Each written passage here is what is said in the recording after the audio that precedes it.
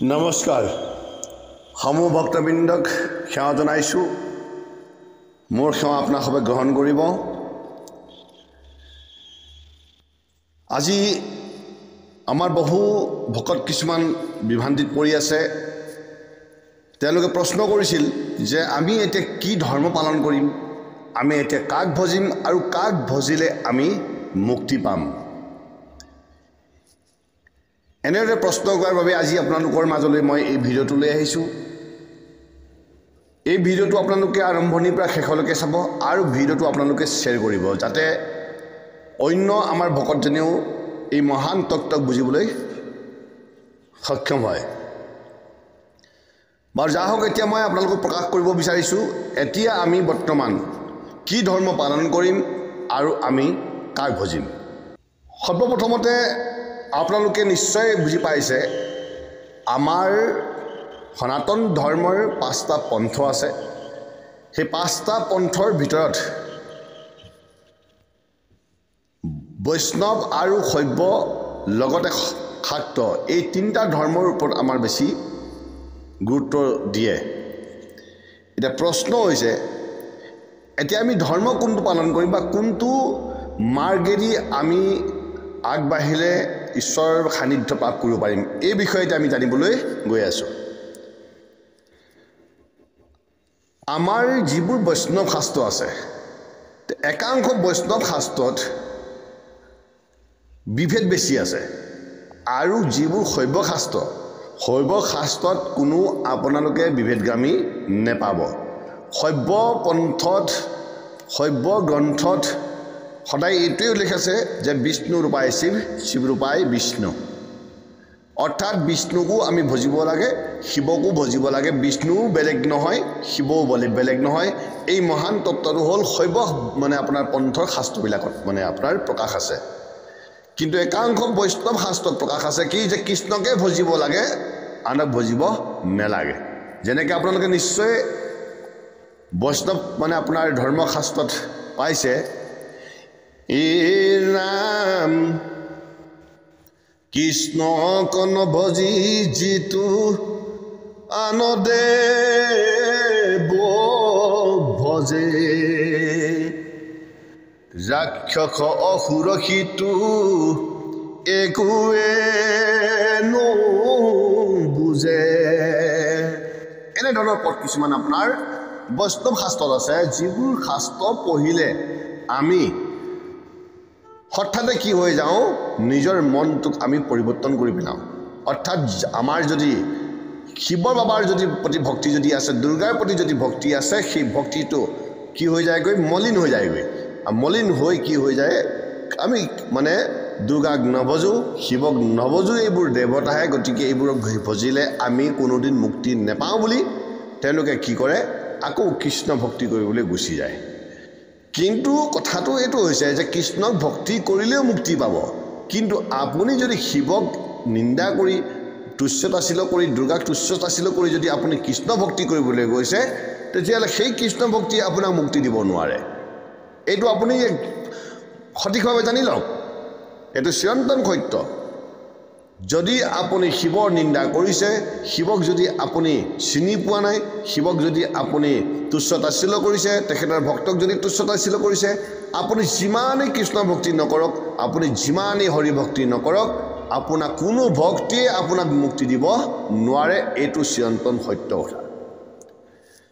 গতিকে আপোনালোকে নিশ্চয় হয়তো শ্ৰী শ্ৰী শিৱ গীতা পাঠ পঢ়িছে শ্ৰী শ্ৰী শিৱ গীতাত স্বয়ং শিৱই ভগৱন্ত শ্ৰীৰামক জ্ঞান প্ৰদান কৰিছিল আৰু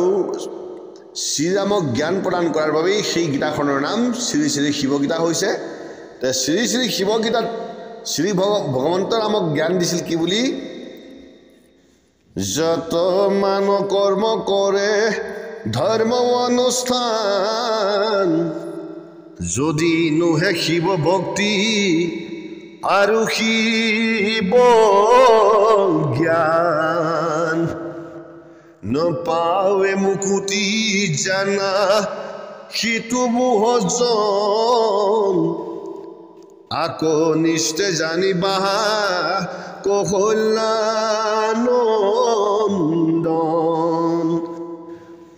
ভগৱন্ত শিৱ শংকৰ মহাদেৱে ৰামক জ্ঞান প্ৰদান কৰি কৈছিল যে হে ৰাম আপুনি যিমান ধৰ্ম নকৰক যিমান কৰ্ম অনুষ্ঠান নকৰক যিমান ভক্তি অনুষ্ঠান নকৰক যদি আপোনাৰ শিৱ জ্ঞান নাই যদি আপোনাৰ শিৱৰ প্ৰতি ভক্তি নাই তেতিয়াহ'লে আপুনি কোনো জীৱনত মুক্তি প্ৰাপ্ত কৰিব নোৱাৰে আপুনি নৰকত যাবই লাগিব এনেদৰে স্বয়ং শিৱ শংকৰ মহাদেৱে ৰামক জ্ঞান প্ৰদান কৰিছিল তেতিয়াহ'লে আপোনালোকে নিশ্চয় বুজিব লাগিব যে ৰাম আৰু শিৱ এই দুইজন পৰম ভগৱন্তক আমি উচ্চ নিচ কৰিব নোৱাৰোঁ যদিহে আমি উচ্চ নিচ কৰিছোঁ তেতিয়াহ'লে আমি নৰকত যাবই লাগিব তেতিয়াহ'লে আপুনি এইটোও বুজি পাওক যে যি ধৰ্মগ্ৰন্থই কৃষ্ণক নভজি যদি আন দেৱক ভজাজন ৰাক্ষস আৰু অসুৰ বুলি প্ৰকাশ কৰে তেতিয়াহ'লে সেই ধৰ্মগ্ৰন্থই আপোনাক মুক্তি কেনেকৈ দিব পাৰে সৰ্বপ্ৰথমতেতো আপোনাক কি কৰিলে আপোনাৰ মনটোকে দেখোন মলিন কৰিলে গতিকে আপোনাৰ যদি মন মলিন হৈ গ'ল তেতিয়াহ'লে আপুনি মুক্তি আশা নকৰিব গতিকে শিৱ হ'ল পৰম ভগৱন্ত শিৱ হ'ল পৰমাত্মা আপুনি শিৱক ভজিলেও মুক্তি পাব কৃষ্ণক ভজিলেও মুক্তি পাব কিন্তু এজনে আনজনৰ প্ৰতি দেশভাৱ কোনোদিন কৰিব নোৱাৰিব আৰু দেশভাৱ যদি আপোনাৰ আছে তেতিয়াহ'লে সেই ভক্তিয়ে আপোনাক কেতিয়াও মুক্তি দিব নোৱাৰে আপুনি যদি ক'লে মই শিৱ প্ৰসাদ নাখাওঁ আপুনি যদি কৈছে মই শিৱ মূৰ্তি নাচাওঁ তেতিয়াহ'লে সেইখিনিতে আপোনাৰ কি লাগি যাব বিঘিনি লাগি যাব সেইখিনিতে আপোনাৰ ধৰ্ম বিঘিনি ঘটিব গতিকে তেনেকুৱা ধৰ্মত আপোনালোকে যদি আশ্ৰয় কৰি ভক্তি কৰিবলৈ যায় তেতিয়াহ'লে আপুনি হয়তো মুক্তি নেপাবও পাৰে আপোনাৰ হয়তো পৰমেশ্বৰ ভগৱন্তৰ শ্ৰীচৰণৰ পৰা আপুনি বিৰত হ'বলগীয়া হ'ব পাৰে গতিকে আমি ভক্তি যদি আমি কৰোঁ সদায় নিষ্পক্ষ ভক্তি আমি কৰিব লাগিব এতিয়া আমি জানিবলৈ গৈ আছোঁ শিৱ কোন আমাৰ মহাশিৱ পুৰাণত বা লিংগ পুৰাণত মহা এটা তত্ত্ব প্ৰকাশ কৰিছে কি বুলি হ আৰু বহেন দুগুটা আখৰ ইকাৰে পৰিচয় পৰম পুৰুষৰ হ পদে মংগল ব পদে শক্তি পৰম পুৰুষ শিৱ অনন্ত নাদি পৰমেশ্বৰ ভগৱন্তক আমি শিৱ বুলি সকলোৱে গম পাওঁ বা সকলোৱে জানি আহিছোঁ শিৱ কিন্তু এই শিৱ বুলি আমি কিয় কৈছোঁ কাৰণ শিৱটোত এটা ইকাৰ শব্দ আছে ইকাৰে কি বুজাইছে পৰম পুৰুষ অনাদি অনন্ত পৰম ভগৱন্তক বুজাইছে সেই অনাদি অনন্ত পৰম পুৰুষ কোন শিৱ গতিকে সেই ইকাৰে ন্যাকাৰ পৰম ব্ৰহ্ম বুজোৱাৰ বাবেই তেওঁ কি মানে আপোনাৰ হৈ গ'ল শিৱ হৈ গ'ল অৰ্থাৎ সব হ'ল অচেতন বস্তু সব হ'ল অচেতন গতিকে প্ৰত্যেকটো অচেতনত ন্যাকাৰ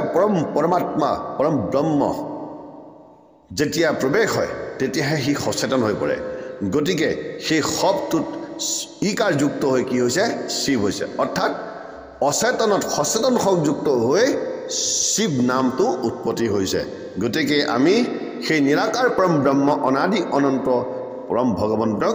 আমি সমস্ত ভকতে বা আমাৰ ধৰ্মগ্ৰন্থই শিৱ বুলি সম্বোধন কৰি আহিছে গতিকে আমি সেই পৰম নিৰাকাৰ অনন্ত ঈশ্বৰ পৰম ব্ৰহ্মক আমি বুজিব লাগিব সেই সদাশিৱক বুজিব লাগিব তেতিয়াহে আমি ঈশ্বৰ ভক্তি প্ৰাপ্ত কৰিব পাৰিম এতিয়া আহিছে আমাৰ ধৰ্ম কি ধৰ্ম আপুনি বিষ্ণুক ভজে দুৰ্গাক ভজে নভজে সেইটোতো তাৰ পিছৰ কথা কিন্তু শিৱ সমস্ত জনৰে পূজ্য এই কথাটো আপোনালোকে জানি ল'ব শিৱ সমস্ত জনৰে পূজ্য সেইবাবে আমাক শিৱ মহাপুৰাণতো এই কথাষাৰ প্ৰকাশ কৰিছে কি বুলি শৈৱ শাক্ত বৈষ্ণৱৰ সদা পূজ্য শিৱ গংগাধৰে ঘৃণা কৰে গুৰুদ্ৰোহী জীৱ গতিকে শৈৱ আৰু শাক্ত বৈষ্ণৱ যিয়েই নহওক সকলোৰে পূজ্য কোন শিৱ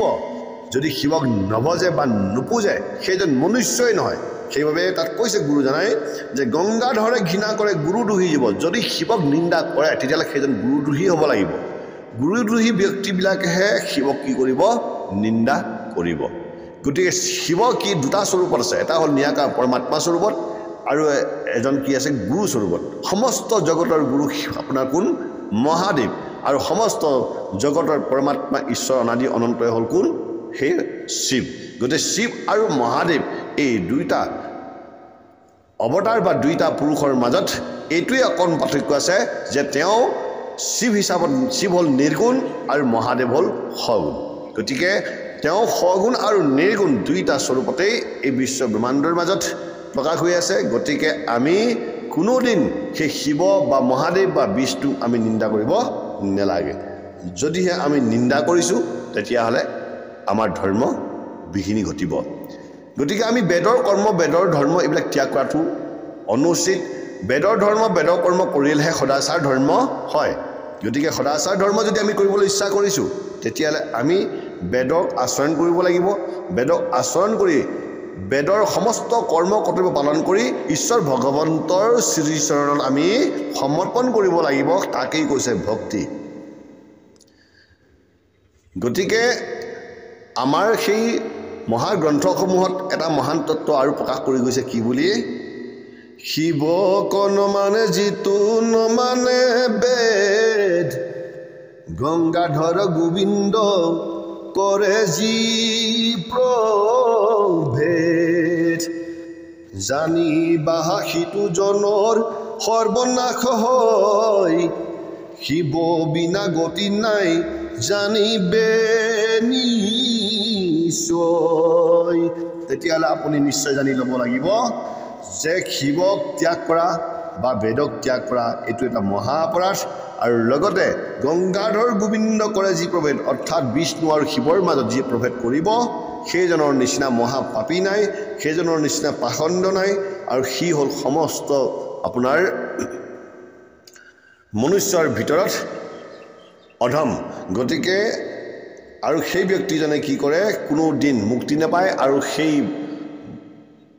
মনুষ্যজন নৰকলৈ গতি কৰে গতিকে আপোনালোকে স্পষ্ট জানি লওক যে ধৰ্ম আপোনালোকে এতিয়া কি কৰিব সদাচাৰ ধৰ্ম কৰিব লাগিব অৰ্থাৎ আপোনালোকে যদি বোলে এই ক্ষৰণ নাম ধৰ্ম আমি লৈছোঁ তেতিয়াহ'লে সেইটো আমি ক'ব নোৱাৰোঁ আপুনি মুক্তি পাবনে নাপাব কিন্তু শিৱ মহাপুৰাণে আমাৰ সনাতন ধৰ্মই কিন্তু কেতিয়াও কোৱা নাই যে তেনে ধৰ্মই মুক্তি আপোনাক দিব পাৰিব কাৰণ সদাচাৰ ধৰ্মহে মূল অৰ্থাৎ বিষ্ণুৰ বা শিৱ শিৱাই বিষ্ণু আপুনি বিষ্ণুক ভজিলেও পাব শিৱক ভজিলেও পাব কিন্তু এজনে আনজনৰ প্ৰতি দেশ ভাৱ কৰিব নালাগিব আৰু কোনো উচ্চ নিচ কৰিব নোৱাৰিব সকলোকে সমান বুলি ভাবিব লাগিব সেই ভক্তিয়েহে আপোনাক মুক্তি দিব পাৰে এই কথাটো আজি আপুনি জানি লওক বাকী যিবোৰ ধৰ্ম আপোনালোকে অন্যসকলে কৰি আছে সেইবোৰ সদাচাৰ ধৰ্ম নহয় গতিকে ইয়াকে আপোনালোকৰ প্ৰকাশ কৰি এই ভিডিঅ'টো আপোনালোকলৈ আগবঢ়ালোঁ ভিডিঅ'টো শ্বেয়াৰ কৰিব সমস্তজনে যাতে এই ভিডিঅ'টো প্ৰাপ্ত কৰিব পাৰে তাৰ বাবে আপোনালোকৰ চৰণ নিবেদন কৰি মই আজি আপোনালোকৰ পৰা বিৰতি মাগিছোঁ ওম নমঃ শিৱায় নমঃ ওম শ্ৰীকৃষ্ণায় নমঃ ওম তৎসৎ